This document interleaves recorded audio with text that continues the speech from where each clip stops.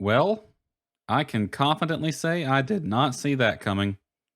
So, Microsoft announced MSFS 2024 at the recent Xbox showcase, and the entire community has begun rampant speculation and shitting of the pants. As is, of course, the tradition. Here is what we know. MSFS 2024 is a brand new entry into the series, not DLC. This was confirmed by the PC Game Pass Twitter, and it will include a career mode / job system of sorts. It's powered by the significantly evolved Asobo Studio engine. I am assuming that it's the same engine that runs MSFS 2020, but with significant improvements, funnily enough, most notably to the machine learning side of things. That is it.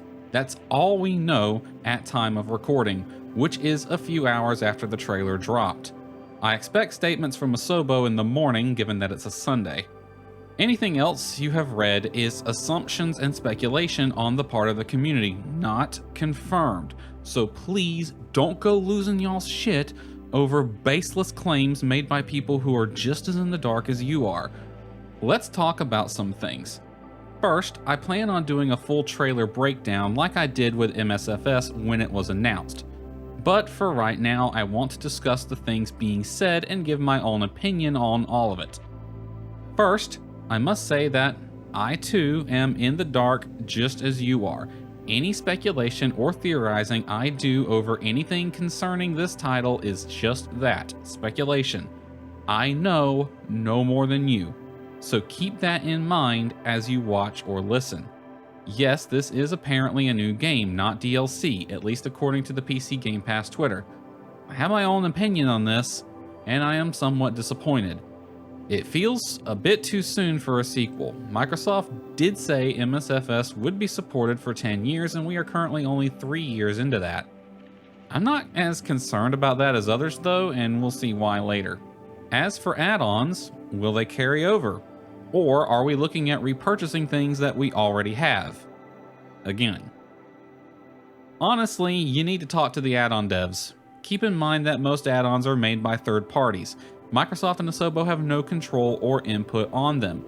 If they want to charge upgrade fees, as they did with P3D a few years back, there's nothing anyone can do about it other than pound some sand. This is the price we pay as a community for giving the add-on devs so much power over the years. If you have to pay full price to fly the CRJ or the 737 in the new sim, blame the add-on developer, not Microsoft or Asobo.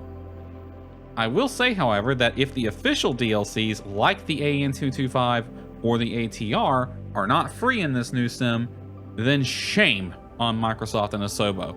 They will deserve all of the online bashing they get if that's the case.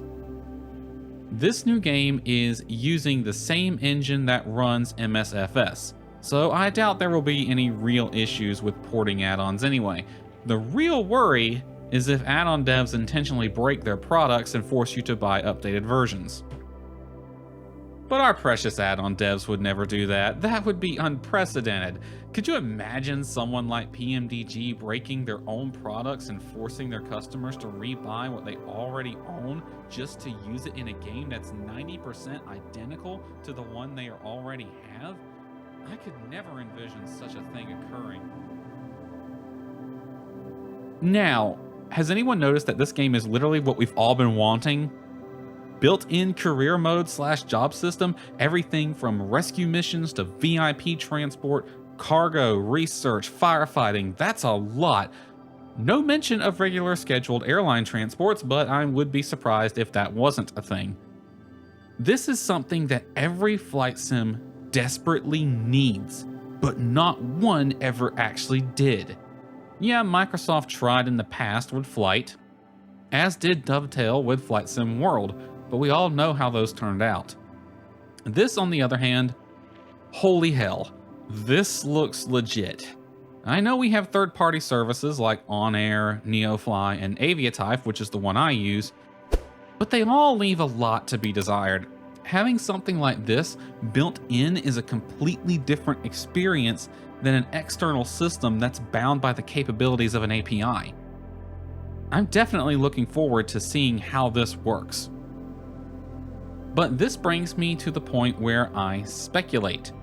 Here's my theory. I think 2024 is going to run alongside MSFS, possibly even with content getting released for both. Yes, it's a separate game, but it's not a replacement for FS 2020, at least that's my theory.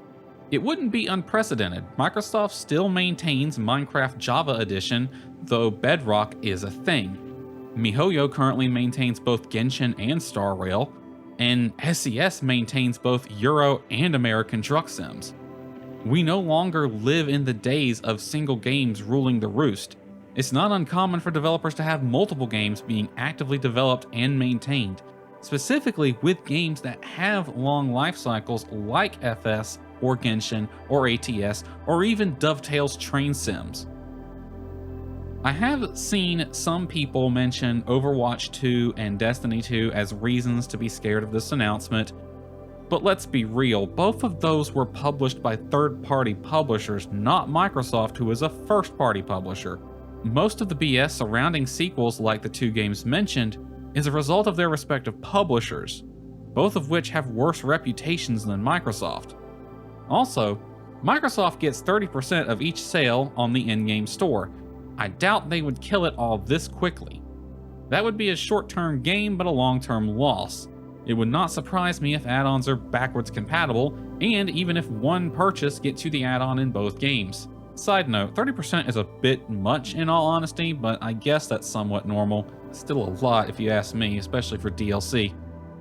I think currently, based on the honestly very little information we have, that 2024 and MSFS will run and be maintained together, with MSFS being the normal sim and 2024 having more game-like aspects. And I don't mean that as a bad thing. The flight sims can and do benefit from having gamified aspects. Could you imagine how bad a truly realistic career mode would be in any flight sim? This shot here is of the Diamond DA62 with the nose camera. It's doing scientific research on the tornado we see in the background. Now imagine this in an in-game job system / career mode. Do you want to wait around for a tornado to form in order to do this mission? Do you really want a realistic weather engine to properly calculate and render a supercell, then a funnel, then a tornado, and only after it does all that you get to actually select and play the mission? That would be quite annoying, I think. Again, this is pure speculation. I could be and probably am wrong about this, but it seems odd to me that they would do a full sequel right now. With the focus of the trailer being entirely on the career mode, it makes me think that this is supposed to complement MSFS, not replace it. It could be another case of a DLC that walks like a sequel, certainly has that feel to it. Microsoft, the game's publisher, may be getting greedy and want to push another entry, so they take what was planned to be DLC and turned it into a sequel. That's happened before. It could also be that it was planned to be an expansion and the scope got too big, so it became a sequel. This is also something that's happened before. It could go either way. I am excited, if skeptical, of the new entry. I'm eagerly awaiting more information from Microsoft and Asobo on this. Here's hoping that it's good and all our woes are put to rest. I'm intentionally avoiding community discussion of this though, outside of a few Discord channels. If for no other reason, I just don't have the energy for the toxicity and the hypocrisy anymore. The June 12th blackout will be a blessing. Also, why is no one talking about this? And City Skylines 2? I'm gonna lose my freaking mind. Are you excited for the new sim or worried about it? Discuss in the comments. If you liked the video, then give it a thumbs up.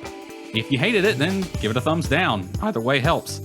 If you want more, then subscribe. Ring the bell if you want notifications for new uploads. As I said, I will do a trailer breakdown in the future, so stay tuned for that. Have a good day, everyone.